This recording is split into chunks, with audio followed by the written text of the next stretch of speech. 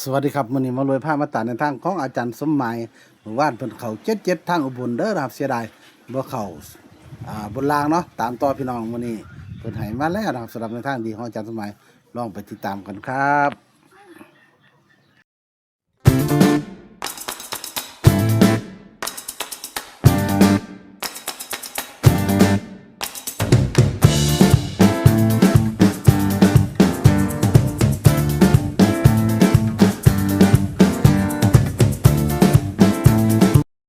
ใจอยู่ยินแต่อันแม่ตุ้ยอ่าว่าเพิ่นติดธุระว่าซั่นครับว่านนี่ก็ติดธุไประเป็นหนวดกลางคืนอาจารย์ครับนี่ว่าไปกลางค่ำกลางคืนด่วนจักเป็นเออภารกิจด่วนบ่จังว่าแม่นจัดตีรถไป100เอ็ดแม่อาจารย์ไปกลับพุ่นนะมันก็เลยยังอ่ยากายาก2มื้อว่าเอาบ่ได้ลงอาจารย์ตามแต่เช้ากันนำมื้อนี้ซั่นเนาะเหมือนอันนั้น77ออกทางอุบลก็แม่นว่าอาจารย์ออกหน้าบ่ครับออกทางหน้าครับผม มันที่ของข่อยอยู่ดอกพุธพฤหัสศุกร์นี่ นี่ล่าฉันมือนี่ล่ามือขอมังเรานเลขมันเป็นเลขล็อกอยู่กลางครับผมหมอรวยมันเป็นเลขล็อกอยู่กลางอะนะงวดมันเอาตัวเก่าซับเข้ามาอีกแม่นจันเขาสับกันอืมล็เอาอก ไปบ่เป็นแล้วเนาะอาจารย์เนาะสิเป็นไรทดไรคำนวณนี่คือตายเลขมันเดินสายนี่นักคำนวณก็เอาบ่ได้ดอกเสียผมโหลดครับโอ้ไปวาดออกแล้วอีกอาจารย์เนาะอาจารย์อือมันอาจารย์ก็ยังว่าให้สังเกตเลขเดินมันหนีเมครับมันหนีลูกมันคนเล่นหลายหลานมันหนีมันล็อกเอาเงินมันสั่งโอยกันครับบ่เชื่อก็เชื่ออาจารย์ได้มันมาตั้งแต่วันจันทร์พุ่นเนาะแม่นจัน2200ยังมาอืมด่าเลยอาจารย์ชนมีแต่เลขกี่ไหลแล้วบางไหลหลอกกลางมาตั้งแต่วันจันทร์จนฮอดวันพุธครับเบิ่นอยู่กลางเบิดอืม6600แล้วแต่มันสิเฮ็ดได้ ครับแต่ว่าผู้ใดเลิกเดินแนวนี้ผู้ใดอยากเล่นเบิ้ลมันก็ง่ายอาจารย์แนะนำไว้หั่นล่ะเข้ากันครับเบิ้ลไว้เบิดตัวใดมันออกตัดหาทิมอืมออกไปผู้ใดสมัครสายเบิ้ลเนาะหมอรวยอาจารย์ครับแนะแนวทางอ๋อเบิ่นไปอืมเลยอาจารย์เฮาไล่ซะต้องเบิ่ง00ฮอดเก่าๆเอาโลดแต่ว่าตัดเอ05ตัดอ55ว่าก็คือบ่อยากตัวเก่าผู้ใดมักเบิ้ลได้แต่ว่าสูตรของอาจารย์เฮ็ดไว้อยู่ครับมื้อนี้ผมผู้ใดเฮาต้องเบิ่งข้องเลขเดินให้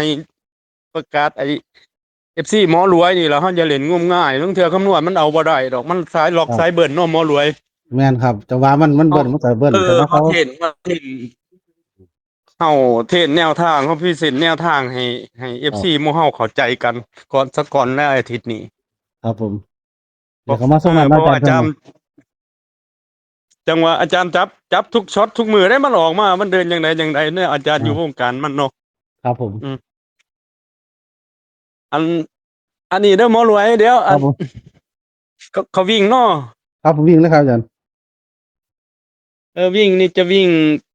เดี๋ยวอาจารย์เบิ่งโพยก่อนเด้อเลขออกแล้วอาจารย์ก็เฮ็ดไว้เลยครับวิ่งศูนย์กับเก้าเด้อมื้อนี้0กับ9เนาะอาจารย์เนาะ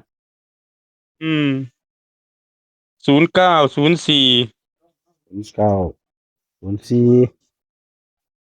ครับแล้วก็9495 94 95อืมจะเป็นสายเบิ้ลนั่นล่ะผู้ใดมีทุนผู้ใดบ่มักอันนี้เฮาตัดหาออกคือหมอรวยว่าผู้ใดครับผมอยากได้ทุนอยากได้ฮอดมาไว้อืมที่เหลือครับผมเป็นสายเบิ้ลบ่ได้กลับดอกเนาะหมอรวยครับอืมก็ก็สิซื้อตัวนี้ของอาจารย์สิซื้อนำก็คือ09กับ94เท่านั้นล่ะอืตัวนี้มอาจารย์ครับซื้อ2คู่ผู้ใดมีมีพิกัดทุนหลายคือมื้อนี้ อันสายเบิ้ลก็หมอรวยเฮ็ดไว้โลดตัดแต่หาโอ้ออกโอ้เบิ่นก็เอ่อหรือมาเบิดยาวไปเลยเนาะอาจารย์ไป เนาะเบิ่นยาวให้ FC หมอรวย FC หมู่เฮาให้มันให้ได้เงินได้คำใช้ครับนำกันผู้ใดเขาทุนหลายเขาซื้อได้เด้ส่ำตัวละ100ตัวละ50เนาะหมอรวยแม่นครับพี่ซีอืม66 เฮาต้องเชื่อเลขล็อกล่ะล็อกคักแล้วล่ะมันเดินมันล็อกอยู่กลางอืมแต่เบิ่นเรียนได้เบิดเลยครับยกเว้นตัวหาเพิ่นอยากตามข้อก็คืออืมอยากบ่ไผบ่อยากซื้อข้องหกคือข้องห้าก็แล้วแต่ว่าอาครับจารย์อยากให้ตัดแต่ข้องหาเอาตัวเก่ามันก็เอามาออกอีกประมาทบ่ได้แล้วเนาะหมอรวยแม่นเมื่อวานนี่โอ้ยได้เด้ออาจารย์ได้ไปดวง56ไว้ยังเฮาหาอยู่ พระเจ้าไม่ฟังว่าโอ้ยอันเหล็กเก้าเว้าดอกฮ่าๆซั่น เลยตัดออกจริง ใช่ ๆจริงๆได้เด้อว่านน่ะอืมอืม เคยลดแต้มนะอาจารย์เคยขึ้นแต้มลดแต้มของเรา หมอรวยเอา990เนี่ยโอ้สามตัวอาจารย์ โอ้ศูนย์ไอ้009อืมปัญหา FC ให้ซื้ออาจารย์ให้ตัวเดียวนี่แหละอาจารย์มาเก่าครับ009นี่แหละหามันเข้าโป๊ะตัวนี้ให้ FC เขามีเงินมีคำใช้ ครับผมสามตัวเนาะอาจารย์เนาะตามอืมตัวที่เหลือหันเบิ้ล FC สกัดเบิ้ลโลดเสื้ออาจารย์โลดมันล็อกคัครับกแล้วล่ะอืมเออล็อกมา3มื้อแล้วครับอืตัวนี้มเบิ่นดีล็อกดีเนาะอาจารย์เนาะเฮาเบิ่งกระแสลีกได้อย่าไปงมงายเนี่ยเบิ่งครับมันแล้วมันเป็นอากระแสจารย์ที่ว่าอาจารย์มันเป็นกระแสเบิ่นเอาต้องเบิ่งในรอบอาทิตย์อืมเห็นบ่ช่วงมันหลากศูนย์มันก็หลากแต่ศูนย์เนาะหมอรวย2-2สั่นอาจารย์ว่าตีเนาะอืมวันนี้เอาอาทิห่างตย์นี้มันไล่มาตั้งแต่มื้อวันจันทร์จนฮอดวันพุธเลยกระแสเบิ่นอยู่กลางมันไล่มาๆเลยครับผมอืมได้อาจารย์ก็ดีใจขายแนวทาง FC ไว้นี่ล่ะครับเดี๋ยวไปประกอบเนาะหมอรวยเนาะครับผู้ใดมักเบิ่นก็ลองเบิ่งนะครับคือได้เลยยาวเลยลองเบิ่งวิ่งลูดเลยก็ได้เบิ่ว่าไงนยาวนี่ว่าไงมันบ่ได้เบิ่นรูเบิ่นรูดเลยมันบ่เปลืองเนาะบ่ได้กลับเนาะหมอรวยแม่นๆครับได้กำไรอือยู่มวันหนึงก็ได้กำไรเยอะอาจารย์นั่นมันมีแม่นตัวละ10บาทจริงๆก็มีกำไรอยู่แล้วล่ะครับให้มาเนาะอาจารย์เนาะเบิ่นน่ะอืมส่วนผู้ใดอืมมักเลขวิ่งเลขแล่นเนาะอาจารย์ก็วิ่ง0กับ9จะจับให้09 04 94 95นะครับสามตัวอาจารย์ให้009เนาะอาจารย์เนาะขอจงมาครับเนาะอาจารย์สมหมายเด้อนะครับเป็นเลขตำรามาแรกนี่แหละว่าวันพุธมื้อของเพิ่นอยู่ดอกอาจารย์ว่าลองติดตามเบิ่งนะครับมิเพื่อสั่งโชคประมาณกันเมียฝรั่งอ่า3คนก็หมู่เพิ่นให้วิ่งตัวละ5,000เด้หมอรวย อ่าเถอะวิ่งตัวได้อาจารย์วิ่ง0กับ9ตัวละนี่บ่ครับ2,000หา